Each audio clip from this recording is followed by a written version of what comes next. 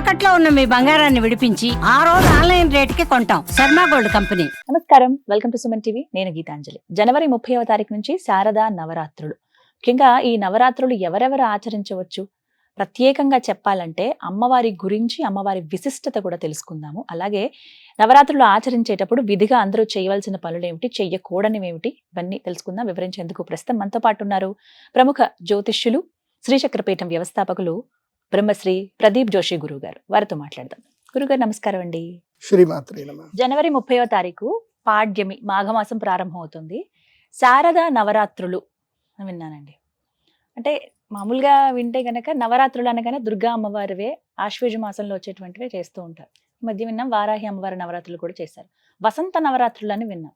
కానీ ప్రత్యేకించి శారదా నవరాత్రులు అంటే ఏమిటి, అంటే సరస్వతి అమ్మవారికి అంకితమై ఇవి. నేను ఇంకొక పేరు శ్యామల నవరాత్రులు అని కూడా అంటారు కదండి. అమ్మవారి రూపం ఏంటి, రూప విశిష్టత, అసలు ఎవరెవరి నవరాత్రులు ఆచరించవచ్చు, వీటి గురించి వివరించండి. శ్రీ గురుభ్యో నమః. శ్రీమాత్రే నమః. అమ్మవారి యొక్క శక్తులు అనంతం. అందులోపల చాలా విశేషమైనటువంటి శక్తులు దశమహావిద్యలు. దశమహావిద్యల్లో చాలా శ్రేష్టమైనటువంటి తత్వములో మంత్రిణీ శక్తి. మంత్రిణి అంటే జ్ఞాన సిద్ధి, రాజయోగ సిద్ధి కలిగించేటువంటి శక్తి రాజశ్యామల అమ్మవారు. ఆ అమ్మవారిని మాతంగి అని కూడా అంటారు. ఆ తర్వాత కమలాత్మిక అమ్మవారు కూడా ఉంటారు, లక్ష్మీ అమ్మవారు. ఆ తర్వాత అందులోపలనే మనకి లలితా త్రిపుర సుందరి. త్రిపుర సుందరి కూడా వన్ ఆఫ్ ద శక్తి పీఠమే ది దశమహావిద్యల్లో త్రిపుర సుందరి.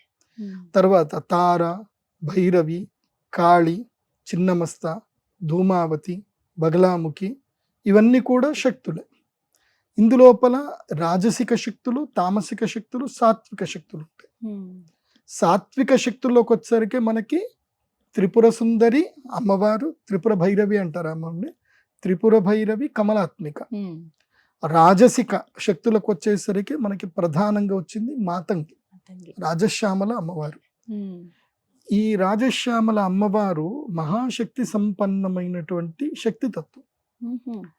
వారాహి నవరాత్రులు ఎట్లాగైతే ఆషాఢ మాసంలో చేసుకుంటారో ప్రతి సంవత్సరానికి 4 నవరాత్రులు ఉంటాయి. అందులోపల 2 గుప్త నవరాత్రులు, 2 వ్యావహారిక నవరాత్రులు. గుప్త నవరాత్రులు ఎందుకోసము అంటారు అంటే ఇది ప్రకటించకూడదు, ఎవరికి ప్రకటించకూడదు. మీరు సాధన చేయవలసిన సమయం ఇది. అంటే నదీ తీరం లోపలికి ఎక్కడికైనా వెళ్ళి, దేవాలయకి ఎక్కడికైనా వెళ్ళి, మీరు ఒంటరిగా వెళ్ళి సాధన చేసుకోవలసిన సమయాలు ఇవి. ఇవి 2. ఏవి మాఘమాసములో వచ్చేటువంటి మాఘశుద్ధ ప్రతిపద నుంచి దశమి వరకు ఈ నవరాత్రులు జ్ఞాన సిద్ధికి, యోగ సిద్ధికి, రాజయోగ సిద్ధికి. ఇవి మాతంగి నవరాత్రులు, శ్యామలా నవరాత్రులు అంటారు. ఆ తర్వాత వచ్చేటువంటి ఆషాఢ మాసము వారాహి నవరాత్రులు, అవి గుప్త నవరాత్రులు. అవి కూడా అవి ఖడ్గయోగ సిద్ధికి పనిచేస్తాయి. బికాస్ వారాహి అమ్మవారు సైన్యాధ్యక్షురాలు కాబట్టి ఖడ్గయోగ సిద్ధి, శత్రు సంహారము, ఖడ్గయోగ సిద్ధి, ధైర్యము, సాహసము, వాటన్నిటికి కూడా ఇవి 2 గుప్త నవరాత్రులు. ప్రకటిత నవరాత్రులు ఏమిటంటే 2 ఉంటాయి. ఏవి అంటే మనం అందరిని పిలిచి సెలబ్రేట్ చేయవలసిన 2 నవరాత్రులు. ఒకటి చైత్ర నవరాత్రులు, చైత్ర శుద్ధ పాడ్యమి నుంచి దశమి వరకు. అప్పుడు లలితా నవరాత్రులు అని కూడా అంటారు చాలా మంది. అవి కూడా వసంత నవరాత్రులు అంటారు. దుర్గా అమ్మవారు చేస్తారు, కొంతమంది బాలా త్రిపుర సుందరి దేవి అమ్మవారు చేస్తారు. సో ఇలా ఎవరు నచ్చింది వాళ్ళు చేసుకుంటారు. కొంతమంది సాక్షాత్తు శ్రీరాముడే లలితాదేవి అనుకొని శ్రీరాముడి కోసం నవరాత్రులు, శ్రీరామ నవరాత్రులు చేస్తారు. ఆ 9 రోజులు రామాయణం పారాయణం చేయడము, ఇవి ప్రవచనాలు పెట్టుకోవడం చేస్తారు. తర్వాత వచ్చేటువంటివి ఈ 3 నవరాత్రులు చేస్తే, సపరేట్గా చేస్తే ఏవైతే శక్తులు వస్తాయో ఇవన్నీ కలిపి చేసే శక్తి ఒకటి వస్తుంది. అది శరణ్ నవరాత్రులు ఆశ్వేజ మాసంలో. ఆశ్వేజ శుద్ధ పాడ్యమి నుంచి దశమి వరకు, విజయదశమి వరకు చేసేది. ఇంకా అది త్రిశక్తి సంయుక్తి. ఇది ఎందుకోసమంటే అది మహాశక్తి. ఎందుకోసమంటే అమ్మవారు ప్రకటితమైంది అక్కడనే. ఇది ఇక్కడ రాజశ్యామలాదేవి ప్రకటితము, బాలా త్రిపుర సుందరి దేవి ప్రకటితము, తర్వాత వారాహి అమ్మవారి ప్రకటితం. కానీ ఇది మొత్తం మహిషాసుర మర్దిని, శుంభనిశుంభ మర్దిని, చాముండి, చండి, అన్ని అమ్మవార్లు మొత్తం కూడా రూపాలతో వచ్చేది దేవి నవరాత్రులు. అందుకే మనకి ఎక్కువగా మన పెద్దవాళ్ళు ఋషులందరూ మనకి ఏం చెప్పింది ఏంటంటే ప్రకటితంలోకి వచ్చినవి ఎక్కువ దేవీ నవరాత్రులు. దేవీ నవరాత్రులు అనేది అందరికీ ఆశ్వయుజ మాసమే గుర్తుకొస్తుంది. గుర్తొస్తాయండి దసరా మిగతా నవరాత్రులు ఎవరికి తెలియదు. ఎందుకోసం అంటే ఇవన్నీ రహస్యంగా చేసుకుని నవరాత్రులు, అంటే వాళ్ళ సాధన చేసుకోవాల్సిన నవరాత్రులు. ఈ రాజశ్యామలాదేవికి సంబంధించి శ్యామల సరస్వతి అమ్మవారికి సంబంధించిన ఈ నవరాత్రులు ఏవైతుందో ఇవి అప్రకటితమైనటువంటి రహస్యమైనటువంటి నిగూఢమైనటువంటి అంతర్ముఖ చైతన్యమైనటువంటి నవరాత్రులు ఇవి. అంతర్ముఖుడయ్యి మౌనంగా ఉండి ఏకాంతములో నదీ తీరములో ఉండి కేవలం ఏకకాల భుక్తి మాత్రమే చేస్తూ హఠయోగముతో చేయవలసిన నవరాత్రులు ఇవి. ఏవి? శ్యామల నవరాత్రులు. శ్యామల నవరాత్రులు చేయాలంటే మొట్టమొదటిగా హఠయోగ సిద్ధి కలగాలి. అంటే హఠయోగ సిద్ధి లేకపోతే శ్యామల నవరాత్రులు చేయకూడదు.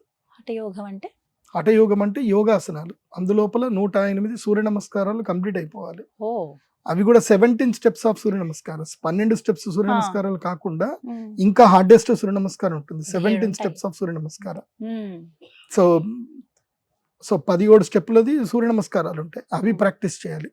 ఆ తర్వాత ఈ 12 స్టెప్స్ ఆఫ్ సూర్య నమస్కారాలు ప్రాక్టీస్ చేయాలి. ఇవి కంప్లీట్ అవ్వాలి. 1008 సూర్య నమస్కారాలు కంప్లీట్ చేయాలి. చేస్తే హఠయోగం లోపలికి ఎంట్రన్స్ దొరికినట్టు, ఎంట్రన్స్ ఎగ్జామ్ పాస్ అయినట్టు. ఆ తర్వాత హఠయోగంలో చాలా ఆసనాలు ఉంటాయి, ప్రత్యేకమైన ఆసనాలు ఉంటాయి. ఒకటి పద్మాసనము. పద్మాసనము సాధించగలగాలి, బద్ధ పద్మాసనం సాధించగలగాలి. సో మయూరాసనం ఒకటి ఉంటుంది, దాన్ని సాధన చేయాలి. తర్వాత వృక్షాసనం సాధన చేయాలి. వృక్షాసన సాధన ఒక్కసారి వచ్చింది అనుకోండి, కుండలిని శక్తి అవేకన్ అయిపోతుంది. పద్మాసనంలో వృక్షాసనం ప్రాక్టీస్ చేయాలి. ఎరిక్టర్ అంటే ఈ మెదడు ఇక్కడ నుంచి బ్రెయిన్ స్టెమ్ దగ్గర నుంచి స్పైనల్ కార్డ్ టోటల్ గా కాక్సిక్ టైల్ వరకు కంప్లీట్ గా ఒకే పొజిషన్ లో ఉండగలగాలి. అప్పుడు సెరెబ్రో సైనోవియల్ ఫ్లూయిడ్ అనేటువంటిది ఊర్ధ్వగతికి వెళ్ళాలి. ఊర్ధ్వరేతం విరూపాక్షం విశ్వరూపాయ వై నమః మంత్రపుష్పంలో చెప్తారు. సో సహస్రారానికి రీచ్ అవ్వాలి అని అంటే ఎరిక్టల్గా ఉండాలి. సో ఆ స్థితికి రావాలి అని అంటే, మైండ్ స్టేబుల్ అవ్వాలంటే ఫస్ట్ వృక్షాసనంలోకి వెళ్ళాలి. వృక్షాసనంలో సిద్ధి పొందుతూ తర్వాత అప్పుడు పద్మాసనంలో కూర్చొని ప్రాణాయామ సాధన చేస్తూ బంధ త్రితయ సంధానం కురుతే చాసనోత్తమం అని చెప్తారు. సో జాలంధర బంధం, మూలబంధం, ఉద్యాన బంధం, 3 బంధాలు చేసే సాధన చేయగలగాలి. అలా చేసి అప్పుడు అందుకే దీన్ని రాజయోగం అంటారు. రాజశ్యామల రాజయోగం. అప్పుడు రాజయోగ సిద్ధికి మార్గం స్టార్ట్ అవుతుంది. అప్పుడు నువ్వు ఎప్పుడైతే ధ్యానం లోపలికి వెడతావో, శ్యామలాదేవి యొక్క ధ్యానం చేయడము, అప్పుడు మంత్రమననం చేయడం వెళ్ళాలి. అందుకే యమ, నియమ, ఆసన, ప్రాణాయామ, ప్రత్యాహార, ధ్యాన, ధారణ, సమాధి, అష్టాంగ యోగములో. సో నువ్వు యమ నియమాలే తెలియదు నీకు, ఆసనాలకు డైరెక్ట్ పోతే ఇంక అయిపోతుంది. సో నువ్వు యమ నియమాల లోపలికి రావాలి అని అంటే పతంజలి యోగ సూత్రం చదవాలి. నేను అందరికీ చెప్పేది ఏంటంటే, ఎవరో ఏదో చూపిస్తున్నారు, సులభంగా ఉంది కదా, ఆ నవరాత్రులు నేను కూడా చేసేస్తాను అని డైరెక్ట్గా వెళ్ళకండి. ఎందుకోసం అంటే మన ఏవ మనుష్యాణం కారణం బంధమోక్షయోహో. నీ మనస్సే నీ యొక్క బంధమునకు కానీ మోక్షమునకు కానీ కారణమవుతుంది. నువ్వు ఏదో చిన్న చిన్న కోరికల కోసమో, చిన్న చిన్న బాధల కోసమో నువ్వు దీక్షలు తీసుకొని నవరాత్రులు చేసి ఆ కోరికలు కోరి, ఆ కోరికలు ఫలించి నువ్వు ఆ కోరికల్లో ఇరుక్కుపోయావు అనుకో, ఆ బంధంలో ఇరుక్కుపోయావు, మళ్ళీ నువ్వే బాధపడతావు. ఫలానా నీకు కావాలి అని కోరుకున్నావు, అది దొరికింది, కానీ అదే నీకు బంధం అవుతుంది మళ్ళీ. సో అందుకే యమ నియమాలు తెలుసుకోవాలి మొదలు. యమ నియమాలు తెలుసుకున్నాకనే ఆసన ప్రాక్టీస్ చేసిన తర్వాత యమ నియమాలు ఇవి తెలుసుకోవాలి. తర్వాత ఆసనం ప్రాక్టీస్ చేయాలి. తర్వాత యమ నియమ ఆసన ప్రాణాయామ ప్రాక్టీస్ చేయాలి. యమ నియమ ఆసన ప్రాణాయామ ప్రత్యాహారం అంటే అన్ని వదిలేయాలి. అప్పుడు ధ్యానం లోపలికి వెళ్ళాలి. డైరెక్ట్ గా ధ్యానం లోపలికి వెళ్తే పిచ్చిలేస్తుంది. అలా డైరెక్ట్ ధ్యానంకి వెళ్ళకూడదు. There are steps. ఆ స్టెప్స్ ప్రకారం షార్ట్ కట్ వేసి ఉండవు. ఇప్పుడు మీరు చెప్పిన దాన్ని బట్టి చూస్తుంటే కేవలం ఉపాసన పరులు, సాధకులు ఎవరైతే ఉంటారో వారు మాత్రమే ఈ శ్యామల నవరాత్రులను ఆచరించాలి. అంటే సాధారణంగా ఉండే మహిళలు, మరి ముఖ్యంగా పురుషులు కావచ్చు, అమ్మవారి ధ్యానం చేసే వాళ్ళు కావచ్చు, పూజలు చేసుకునే వాళ్ళు కావచ్చు, వీరు అసలు చెయ్యొచ్చా? చేస్తే గనక ఎలా చేయాలని అంటారు నవరాత్రులు? చెప్తున్నా కదా, ఇంతే చేయాలి. ఇంకా యోగాసనాలు ప్రాక్టీస్ చేసి ఉమ్, సిద్ధి పొంది నువ్వు నీ యొక్క శరీరము మనస్సు కంట్రోల్లో పెట్టుకోగలిగినప్పుడు మాత్రమే సాధన ప్రాక్టీస్ చేయాలి. ఉమ్. అప్పుడు మంత్ర సాధన చేయాలి. అంటే ఈ 9 రోజుల పాటు నార్మల్ గా అమ్మవారిని స్మరించుకోవటం కానీ ఏదైనా మంత్రం అలా దీపారాధన చేసుకోండి. ఉమ్, ఓం క్లీం సరస్వత్యై నమః ఈ Hmm. మంత్రాన్ని 108 సార్లు తపస్సు చేసుకోండి. ఉమ్, 108 కాదు, 1,00,000 సార్లు జపం చేసుకోండి. ఏ నష్టం లేదు. ఉమ్, సింపుల్ వేలో బాగుంటారు. ఉమ్, చాలా సింపుల్ మెథడ్. ఉమ్, దీనివల్ల ఏ నష్టం జరగదు. ఉమ్, ఓకే, దీనికి ఏం అక్కర్లేదు. సింపుల్. Hmm. రోజు దీపారాధన చేసుకోవడం, ఒక చిన్న కలశం పెట్టుకోవడము, ఉమ్, ఉల్లిపాయలు వెల్లుల్లిపాయలు తినకుండా రోజు ఒక మధ్యాహ్నం పూట మాత్రం భోజనం చేయడము, మౌనంగా ఉండడము, అమ్మవారి ఉపాసన చేసుకోవడము.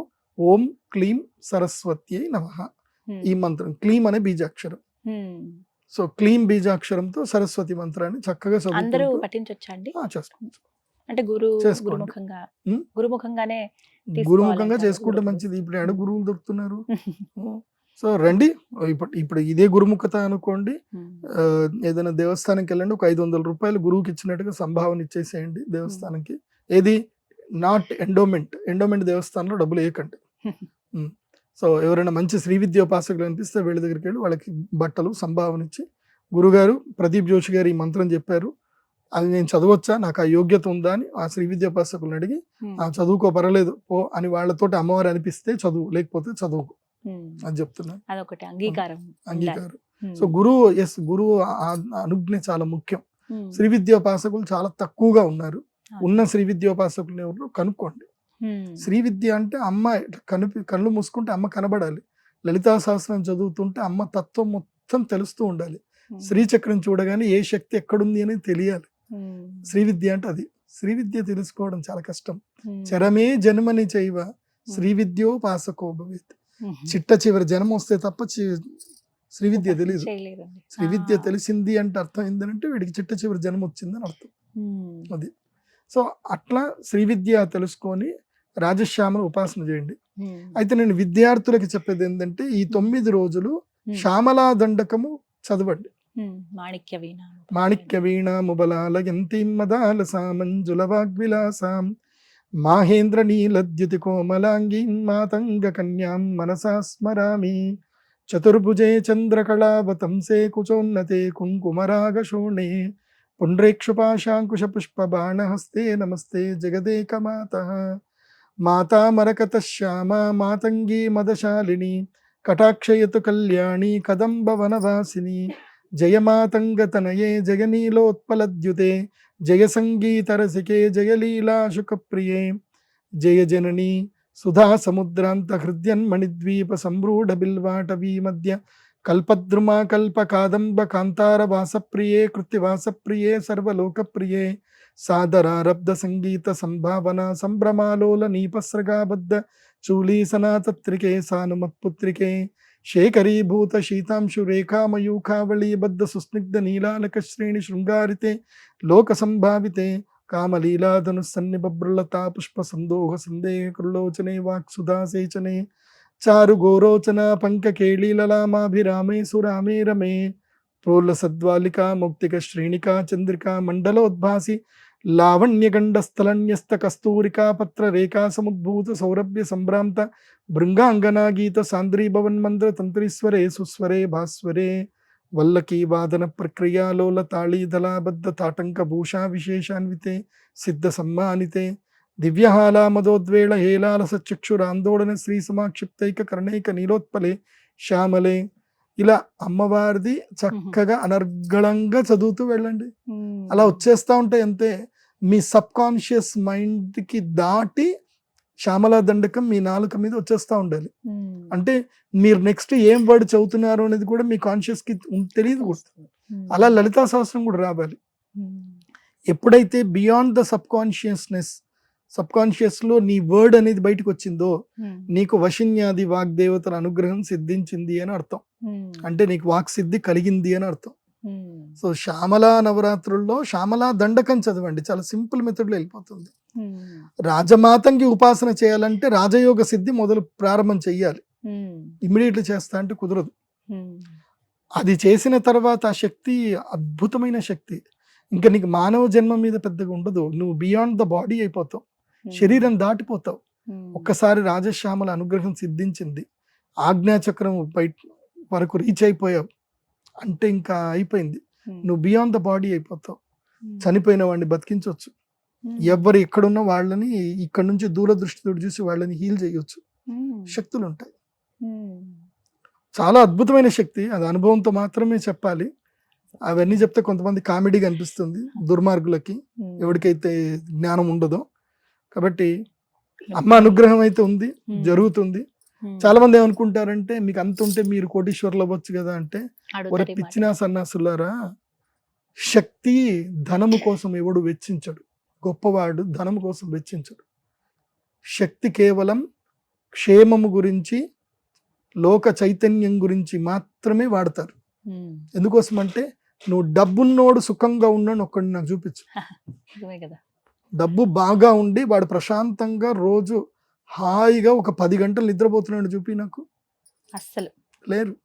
ఎంత భూతద్దం పెట్టి వెతికినా దొరకరు, లేరు. నేను నా కన్సల్టేషన్లే వాళ్ళు కదా, నా దగ్గరకు వచ్చి ఏడ్చేదే వాళ్ళు.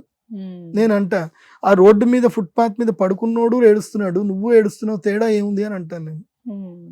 మనిషి ఆశాపాశం ఎన్ని రోజులు ఉంటుందో వాడు దుఃఖంలోనే ఉంటాడు.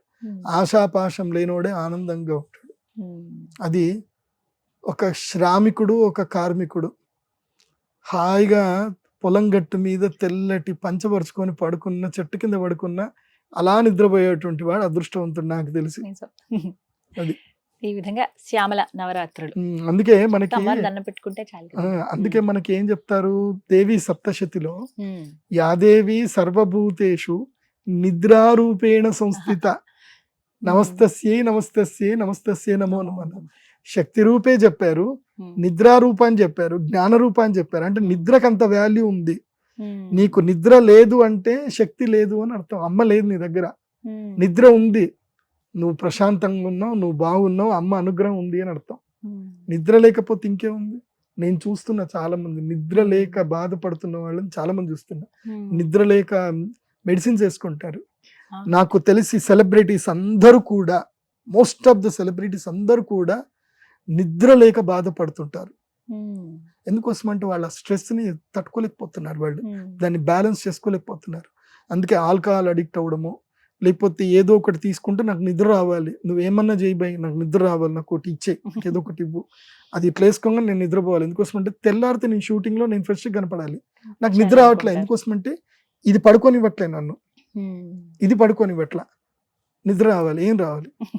అందుకే ధ్యానం, ప్రాణాయామ, అమ్మ అనుగ్రహం అది కలిగితేనే నీకు నిద్ర. నువ్వు నిజంగా నిద్రపోతుంటే నువ్వు కోటీశ్వరుడు, నువ్వు అదృష్టవంతుడివి. నీకు శక్తి ఉంది, నిద్ర ఉంది, జ్ఞానం ఉంది, ఈ 3 ఉన్నాయి. ఆటోమేటిక్గా ధనము వచ్చేస్తుంది, నిద్ర వస్తుంది, అన్నీ వస్తాయి. ధనం ఒక్కటి వస్తే సరిపోదు, ధనం ఒకటి వస్తే నిద్ర కూడా పోతుంది. కాబట్టి జీవితాన్ని యాజ్ ఇట్ ఈస్గా ఎంజాయ్ చెయ్యండి. నేను ఫైనల్గా నేను చెప్పాల్సింది ఏంటంటే, ఈ రాజశ్యామల ఉపాసన వల్ల ద ఎసెన్స్ ఆఫ్ ఉపాసన ఏమిటంటే ఈ 5 బాగా గుర్తుపెట్టుకోండి. The essence of upasana, this sadhana ఏంటి? Forget, forgive, do more and action, ఎక్కువ యాక్షన్ చేస్తానే ఉండు, okay, and don't expect anything. Then final step వచ్చేసి ఏంటి మీరు చెప్పండి? ఆబ్వియస్లీ ఇంకేముంటుంది? Don't expect anything, accept the life as it is. What is your life, accept it and enjoy. అనిపించిన తర్వాత ఏం చేయాలి? Forget, forgive, action, okay, don't expect, accept the life. ఈ 5 ఫాలో నీ లైఫ్ సూపర్గా ఉంటుంది, ఆరోగ్యంగా ఉంటావు, అన్ని బాగుంటాయి. ఇవి అమ్మవారు నేర్పిస్తారు. ఎసెన్స్ ఆఫ్ లైఫ్ ఇదే. ఎవడిని ద్వేషించకు, ఎవడి మీద కోపం పెట్టుకోకు, ఎవడి మీద క్రోధం పెట్టుకోకు. ఎందుకోసమంటే భగవంతుడు నీకు అద్భుతమైన శక్తినిచ్చి, అద్భుతమైన జ్ఞానాన్ని ఇచ్చి, ఊహాజనిత శక్తి ఇచ్చి, సంకల్ప శక్తి ఇస్తే దాన్ని ఎవడో నాశనం అవ్వాలి, ఎవడికో ఏదో జరగాలి, వాడిని నేను ద్వేషిస్తాను అటువైపు పడేసుకుంటావు ఏంది, చెత్తలో ఇస్తావు. ఇప్పుడు నీకు మంచి ఫుడ్ ఇచ్చాను, తీసుకెళ్ళి మోర్లో పడిస్తావా, కమ్మగా తింటావా? కడుపు నిండా తిన్నావు, అది మోర్లో పడిస్తే నీకేం వస్తుంది చెప్పు? సో అది ద్వేషించడం అంటే అంతే, ద్వేషించడం. రాగద్వేషాలు, రాగద్వేష క్రోధాలకి పోతే జీవితం అంతే జరుగుతుంది. అందుకే ఫర్గివ్, క్షమించేసేయండి, పట్టించుకోవద్దు అవన్నీ. ఏదైనా జరిగిందంటే అని వదిలేయాలి. వదిలేసాను పో, నా పనికి వెళ్తాను అని వెళ్ళాలి అంతే. యాక్షన్ మోడ్లోకి వెళ్ళిపోవాలి అంతే, పట్టించుకోవద్దు ఎక్కువ. పదే పదే తలుచుకొని బాధపడితే ఏం దొరకదు. నెక్స్ట్ ఫర్గెట్, మర్చిపో. దేనివల్ల అయితే గనక నీ జీవితము దుఃఖభూయిష్టం అవుతుందో, దేనివల్ల అయితే నీ అనారోగ్యం వస్తుందో, దేనివల్ల అయితే నీకు హ్యాపీనెస్ లేదో నన్ను మర్చిపో. వేస్ట్ అది, మర్చిపోదు అంతే. సో ఫర్గెట్, ఫర్గివ్, ఇవి రెండు ఫస్ట్ ఫాలోగా. Then action. Every time do karma, పని చేస్తూనే ఉండు. కర్మణ్యేవాధికారస్తే మా ఫలేషు కదాచన. So don't expect anything, without expectation do karma. కృష్ణుడు అదే చెప్పాడు. So don't expect, be beyond the expectation, that's all. Then accept whatever that. మీరు రాణా దగ్గుబాటి గారి ఇంటర్వ్యూ చూడండి. ఈ మధ్య నేను ప్రైమ్ లో వచ్చినప్పుడు చూసా. ఆ ఇంటర్వ్యూ మొత్తం మీద నాకు నచ్చింది ఏం తెలుసా? వెంకటేష్ గారు వాళ్ళ కూతురితో, అమ్మాయితో మాట్లాడుతున్నాడు. ఆ అమ్మాయికి చెప్తున్నాడు 4 ఫిలాసఫీలు ఫాలో కావాలి. ఒకటేంది అని అంటే, డూ యాక్షన్, యువర్ 100% యాక్షన్ చేయి, సబ్మిట్ చేయి, ఫర్గెట్, మర్చిపో, యాక్సెప్ట్ ఇట్. అదేం జరుగుతుంది దాన్ని స్వీకరించు, అంతే. ఇంతకు మించి ఏం లేదు. నాకు కొంచెం సరిగ్గా చెప్పలేదు అనుకుంటాను, మీరు ఆ షో చూడండి, రాణా దగ్గుబాటి గారి షో ప్రైమ్ లో చూడండి. ఆ ఇంటర్వ్యూ మొత్తం అంతా వేస్ట్. ఆ ఇంటర్వ్యూలో హీరో వెంకటేష్ గారు వాళ్ళ కూతురికి చెప్పిన ఫస్ట్ ఆ 1 minute అది చూడండి చాలు. ఆ 1 minute లో అప్పుడే వచ్చేసాడు రాణా, వచ్చేసి స్టార్ట్ చేసావు మళ్ళీ ఫిలాసఫీ క్లాస్ ఇక్కడ అని చెప్పి వెంకటేష్ గారిని చెప్పి పంపించాడు. That's why he's happiest person. ఇండస్ట్రీలో ఎలాంటి దేనికి వెళ్ళకుండా, అసలు వెంకటేష్ గారు అంటే వితౌట్ ఎనీ దాని ఏమంటారు కాంట్రవర్సీస్, నో కాంట్రవర్సీ. వెంకటేష్ గారు అంటే నో కాంట్రవర్సీ, అంతే. The coolest man, because of he is following the philosophy. Is the completely religious person, complete గా భగవద్గీతని చాలా సింపుల్ గా ఫాలో అవుతారు. Very calm going personality. మనము హీరోలు దగ్గర నేర్చుకోవాల్సినవి కొన్ని మంచివి ఉంటాయి, అవి నేర్చుకోవాలి. చిరంజీవి గారి దగ్గర హంబుల్నెస్ నేర్చుకోవాలి. ఎంత గొప్పవాడైనా తగ్గే ఉంటాడు. ఆయన తన దగ్గరికి ఎవరైనా వచ్చి వాటర్ బాటిల్ ఇచ్చినా సరే వాళ్ళకి థ్యాంక్స్ చెప్తాడు. ఆయన వాడు పనివాడు, వాడి డ్యూటీ వాడు చేశాడు అనుకోడు, ఆయన వాటర్ తీసుకున్నందుకు థ్యాంక్స్ చెప్తాడు. థ్యాంక్స్ఫుల్నెస్ ఉంటుంది ఆయన దగ్గర. చాలా అలాంటి గొప్ప లక్షణాలని అలవర్చుకోవాలి. జీవితం అంటేనే అది. జీవితం అంటే డబ్బు ఒకటే కాదు, జీవితం అంటే అహంకారం కాదు, జీవితం అంటే శాసించడం కాదు, జీవితం అంటే 10 మందికి చూపించుకోవడం కాదు. జీవితం అంటే నీకు నువ్వుగా అనుభవించడం, నీకు నువ్వుగా ఆనందంగా ఉండడం, ప్రశాంతంగా ఉండడం. దాని తర్వాతనే మిగతా అన్ని పొగడతలు, విమర్శలు అవన్నీ డిప్లొమాటిక్స్ మనకు అక్కర్లా.